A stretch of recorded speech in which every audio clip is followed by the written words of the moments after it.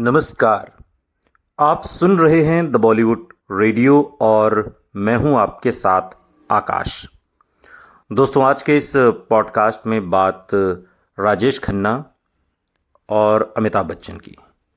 दरअसल ये किस्सा राजेश खन्ना के निधन के बाद का है, जब बाबू मोशाय यानी कि अमिताभ बच्चन काका से मिलने पहुंचे थे, उनके अंतिम दर्शन करने, आखिरी बार काका को देखने, उनकी अंतिम यात्रा में शामिल होने, उन्हें आखिरी विदाई देने। राजेश खन्ना ने भारतीय सिनेमा में एक लंबा और सफल करियर बिताया, हम सभी जानते हैं। उन्होंने अपने अभिनय से लोगों के दिलों में एक खास जगह बनाई जो आज तक कायम है। आप जैसे दर्शक, श्रोता जो सुनने वाले हैं और हम जैसे लोग जो सुनाने वाले हैं। आराधना, आनंद, अमर प्रेम, कटी पतंग और हाथी मेरे साथी जैसी फिल्मों में उनके शानदार अभिनय ने उन्हें बॉलीवुड का पहला सुपरस्टार बना दिया। राजेश खन्ना को भारतीय सिनेमा ने बहुत कुछ दिया और बदले में उन्होंने भी इंडस्ट्री को पहला सुपरस्टार दिया। यहां तक कि जब काका ने अपनी अंतिम सांस ली, तब भी उनके आखिरी शब्दों में फिल्म जगत के लिए प्यार दिखा, जिसका खुलासा सालों बाद अमिताभ बच्चन ने किया। अमिताभ बच्चन ने राजेश खन्ना के साथ आनंद और नमक हराम जैसी सुपर डुपर हिट फिल्मों में काम किया। काका के निधन के बाद अमिताभ बच्चन ने बताया था कि उनके आखिरी शब्द क्या थे, जो अंतिम पलों में भी फिल्मी दुनिया के लिए काका के प्यार को दर्शाता था। अमिताभ बच्चन ने राजेश खन्ना के निधन के बाद अपने ब्लॉग में एक पोस्ट शेयर किया था, जहां उन्होंने काका के आखिरी शब्द का जिक्र किया था, जो उन्हें एक्टर की श्रद्धांजलि के दौरान पता चले थे। और इस पोस्ट में अमिताभ बच्चन लिखते हैं कि जब मैं आज दोपहर अपने घर पर श्रद्धांजलि देने बैठा तो उनके निधन की खबर सुनने के तुरंत बाद उनके करीबी दोस्त व्यक्ति मेरे पास आए और रूंधे हुए गले के साथ उन्होंने मुझे बताया कि काका के आखिरी शब्द क्या थे। उन्होंने कहा काका के आखिरी शब्द थे, समय हो गया है, पैकअप। और इतना कहते ही राजेश खन्ना ने इस दुनिया को हमेशा हमेशा के लिए अलविदा कह दिया। राजेश खन्ना ने अपनी फिल्मों के जरिए जो विरासत छोड़ी है, वो आज भी जिंदा है। उनके डायलॉग, उनकी मुस्कान और उनके गाने आज भी फैंस के दिलों को छूते हैं।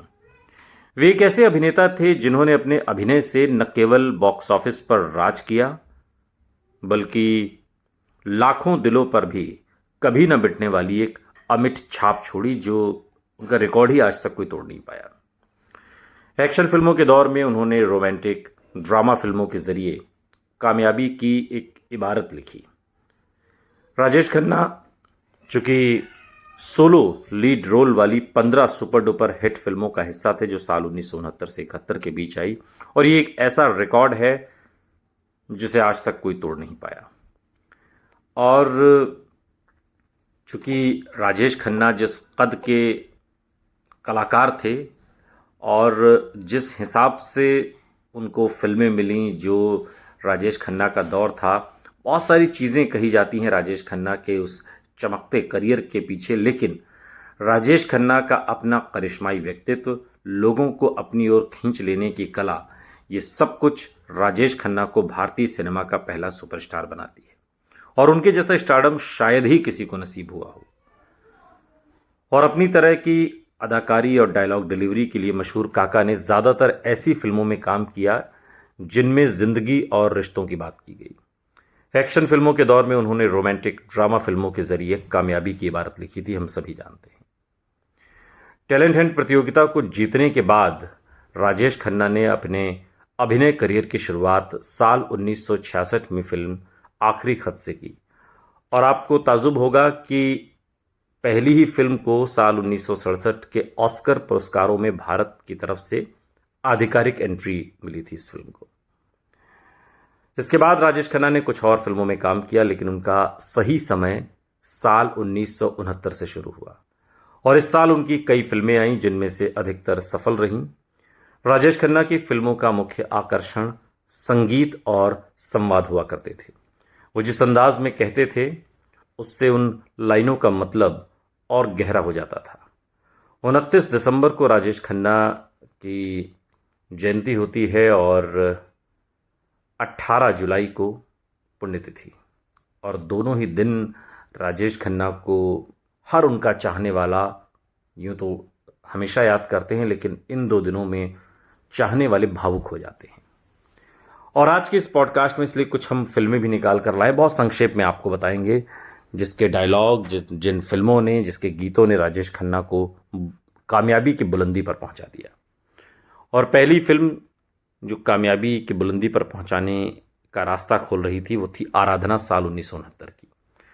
शक्ति सामंता निर्देशित आराधना वो फिल्म है जिसके साथ राजेश खन्ना के सुपर स्टारडम का सफर शुरू हुआ।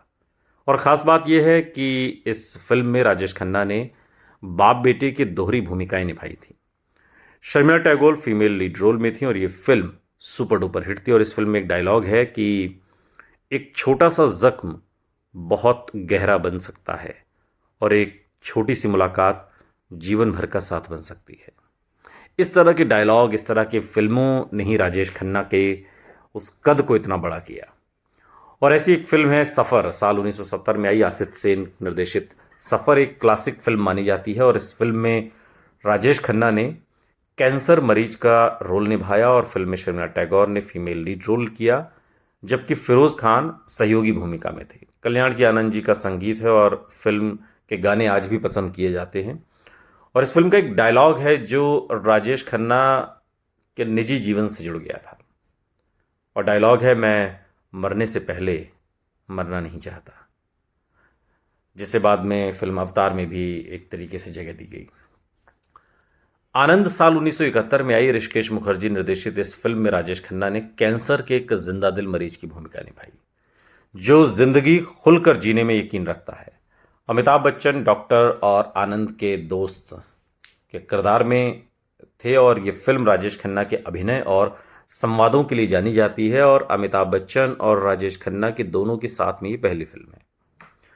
और इस फिल्म में एक डायलॉग है, बाबू मोशाय, जिंदगी और मौत ऊपर वाले के हाथ में है जहां पनाह, उसे न तो आप बदल सकते हैं न मैं, हम सब तो रंगमंच की कठपुतलियां हैं जिनकी डोर ऊपर वाले की उंगलियों में बंधी है, कब कौन कैसे उठेगा ये कोई नहीं बता सकता। हा हा हा हा हा। और इस तरीके से इस डायलॉग को फिल्म में जैसे जगह दी गई है वो बड़ा काबिल तारीफ है। अगर आपने फिल्म देखी हो तो आप समझ सकते हैं।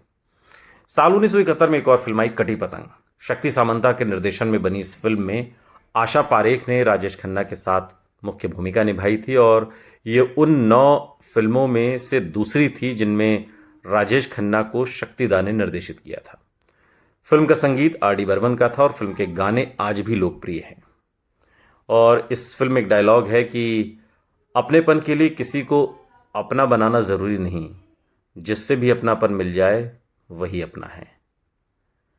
और एक फिल्म आई फिर बावर्ची, साल 1972 में। ऋषिकेश मुखर्जी की इस कल्ट क्लासिक कॉमेडी ड्रामा में बिखरे हुए परिवार की कहानी दिखाई गई, जो बाद में फिर गोविंदा, करिश्मा कपूर, कादर खान, इन सब को लेकर बाद में परेश रावल हीरो नंबर 1 बनाई गई उसी कहानी पर। और इस फिल्म के सदस्य एक दूसरे से लड़ते रहते हैं। राजेश खन्ना बावर्ची के किरदार में थे जो कभी सभी लोगों को सही रास्ते पर लाते हैं। फिल्म में जया बच्चन, असरानी, ए के हंगल, ये लोग मुख्य किरदार हैं। और इस फिल्म में राजेश खन्ना का एक डायलॉग जो बड़ा मशहूर हुआ था कि it's simple to be happy but difficult to be simple.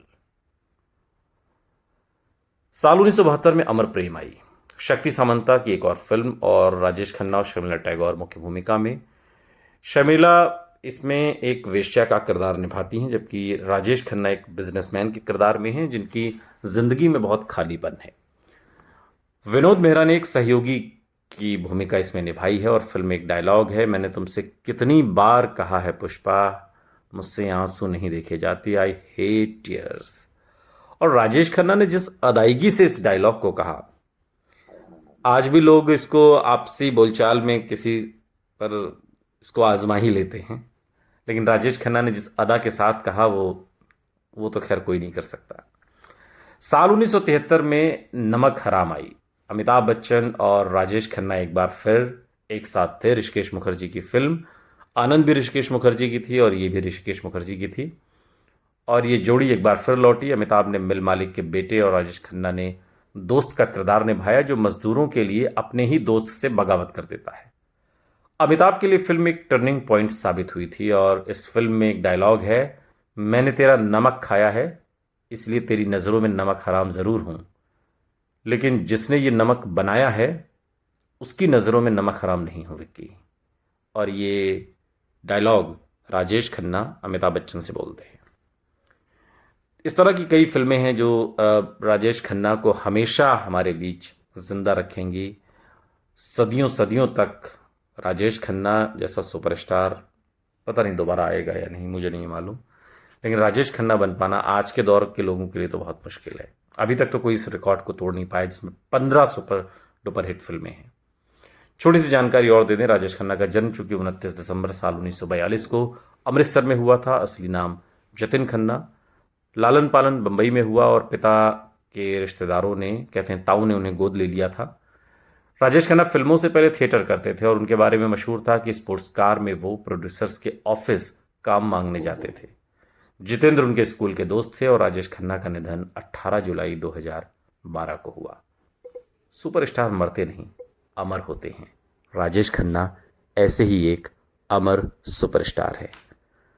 सुनते रहिए द बॉलीवुड रेडियो, सुनता है सारा इंडिया।